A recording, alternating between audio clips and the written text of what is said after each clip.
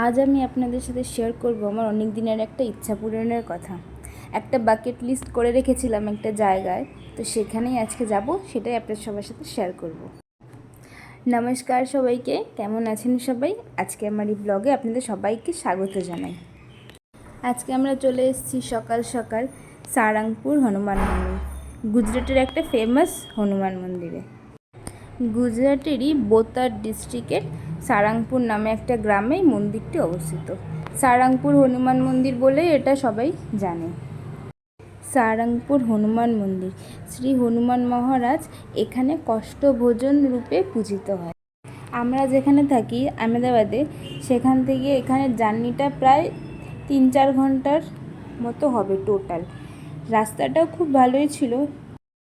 এখানে আসার পর থেকেই সারাংপুর এই নামটা আমি অনেকবারই শুনেছি, তা মনে মনে অনেক দিনই যাওয়ার খুব ইচ্ছা ছিল। এখন সেই জায়গাটা আমি নিজের চোখে দেখতে পাচ্ছি। এটা আমার জন্য অনেক বড় ব্যাপার। এই যে এখানে যে সুন্দর সুন্দর বিল্ডিংগুলো দেখতে পাচ্ছেন সাদা কালারের, এটা কিন্তু কোনো মন্দির না, এটা গেস্ট হাউস। এখানে যারা আসে ভিআইপি, তারা ওখানে স্টে করে। এইটা হচ্ছে মন্দিরের পিছন সাইডটা। আমরা এবারে ঘুরে সামনের দিকে যাব, এটা পিছন থেকে। এখানে মন্দিরের আবার 2টো টাইমিং আছে, ওই টাইমিংয়ের মধ্যেই আসতে হবে। এখন আমরা চলে এসেছি সারাংপুর মন্দিরে। মন্দিরে তো অনেক মানুষ লাইনে দাঁড়িয়েছে আর ভীষণ ভিড়। মন্দিরে ঢোকার যে টাইমিংটা আপনাদের বলছিলাম, সেটা হচ্ছে সকাল থেকে 12টা অবধি। 12টার আগে যদি ঢুকতে পারেন তো তারপর 12টা থেকে আবার 4টে অবধি ভগবান বিশ্রাম নেবে, তখন কাউকে মন্দিরের ভিতরে অ্যালাউ করে না। মন্দিরের চারিপাশে আপনি ঘুরতে পারেন, কিন্তু অরিজিনাল মন্দিরের ভিতরে ঢুকতে দেবে না। আবার 4টের পর থেকে আবার আপনারা দর্শন করতে পারবেন। দেখুন কি প্রচণ্ড ভিড় পড়েছে, এই ভিড়ের মধ্যে ভগবানের একটু দর্শন পেলাম, আপনাদের সাথেও শেয়ার করলাম। দেখুন ক্লিপ।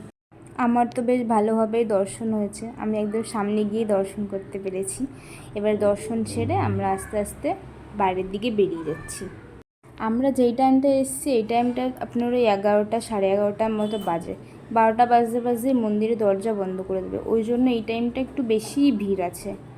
কিন্তু সে যাই হোক, দর্শন তো হয়েছে ভগবানের। কিন্তু একটা কথা না বললেই নয়, এত ভিড়, এত লাইন, কিন্তু তার মধ্যেও একটা আলাদাই শান্তি রয়েছে। মন্দিরের ক্যাম্পাসটা অনেক বড়। মন্দিরের ক্যাম্পাসে অনেক বড় প্রসাদ অ্যারেঞ্জমেন্ট করারও জায়গা রয়েছে, সেখানেই আমরা আস্তে আস্তে যাব।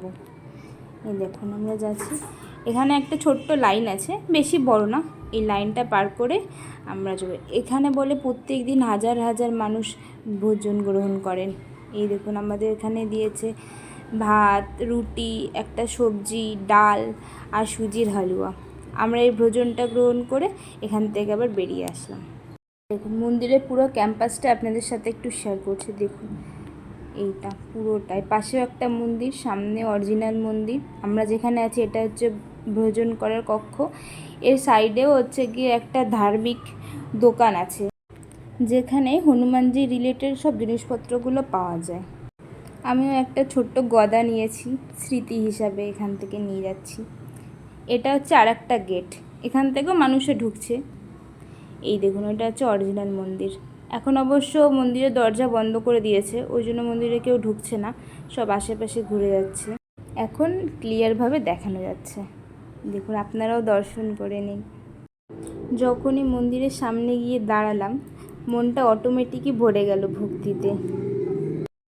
এখানে হনুমানজির মূর্তিটা অনেক বড় এবং জটিল। শুনেছি ভক্তরা এখানে আসেন নিজেদের কষ্ট নিয়ে এবং আশীর্বাদও পেয়েছেন। আজকে তাই আমিও আসলাম, প্রার্থনা করলাম সবার জন্য, আমার ফ্যামিলির জন্য। আজকের এই ভিডিওটা এই পর্যন্তই।